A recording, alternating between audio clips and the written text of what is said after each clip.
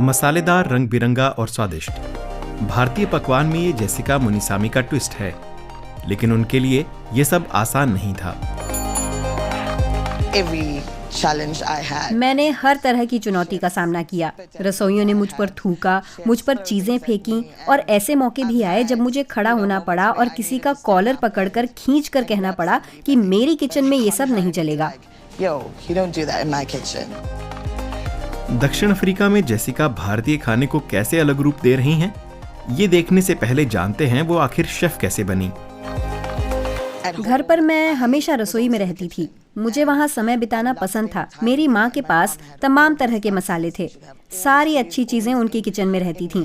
मैं खेलती भी थी तो उन्हीं चीजों से। वहीं मुझे पता चला कि मैं यही करूँगी। आज जेसिका एक व्यस्त भारतीय रेस्टोरेंट में एग्जीक्यूटिव शेफ हैं, लेकिन उनका रास्ता आसान नहीं था। वो जोहानिसबर्ग के एक औसत भारतीय परिवार में पली बढ़ी। बेटी को उच्च शिक्षा दिलाने के लिए पिता ने कड़ी मेहनत की थी। जेसिका के सामने वो तो सिर्फ पहली बाधा थी। उन्होंने उसे कैसे पार किया?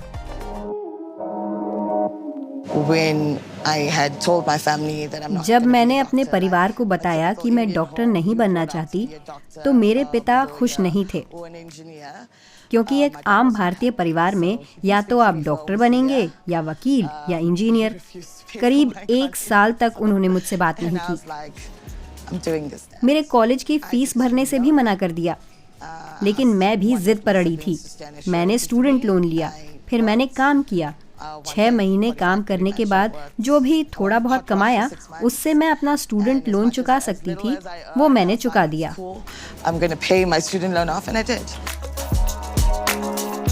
रेस्तरां और होटल मैनेजमेंट की पढ़ाई खत्म करने के बाद जेसिका ने केटरिंग सेक्टर में काम शुरू किया।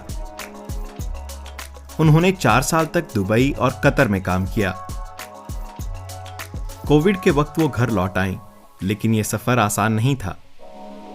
महिला शेफ होने के नाते वो भेदभाव से कैसे लड़ी और कैसे अपनी पहचान बनाई?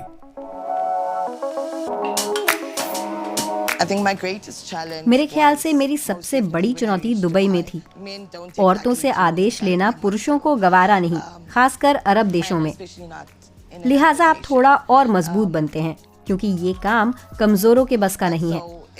मैं ईमानदारी से कहूंगी, इस उद्योग में अगर आप महिला हैं तो आपको मोटी चमड़ी का बनना पड़ेगा।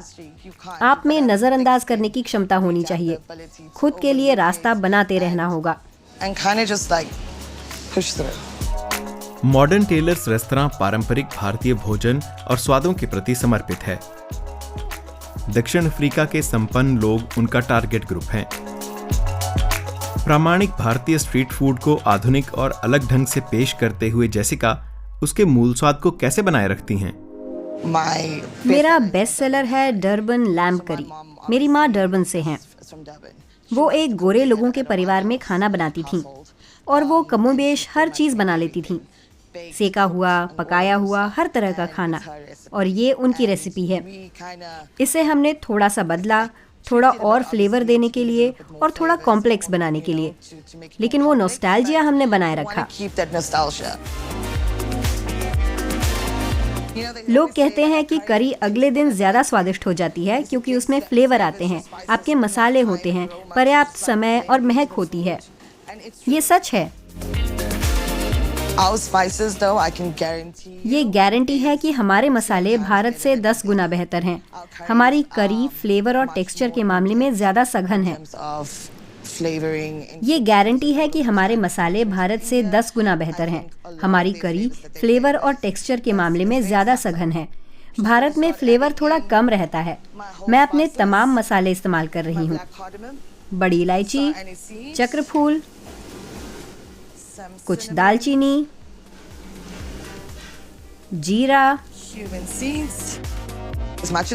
कुछ मसाले भारत से भी आते हैं, लेकिन ज्यादातर मसाले डरबन में ही तैयार किए जाते हैं।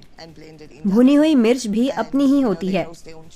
गन्नों के खेत से गुड़ भी खुद का होता है। यहाँ हम भारतीय मसाले बनाने में सक्षम हैं। शेफ जेसिका मुनीसामी ने भारतीय स्ट्रीट फूड की बुनियादी खूबियां समझकर उन्हें रिक्रिएट किया है। उनका सफर सिर्फ लज्जत की दास्तान नहीं है, बल्कि ये अपनी विरासत को जिंदा रखते हुए संस्कृति और खुद को नए हालात में ढालने की कहानी है।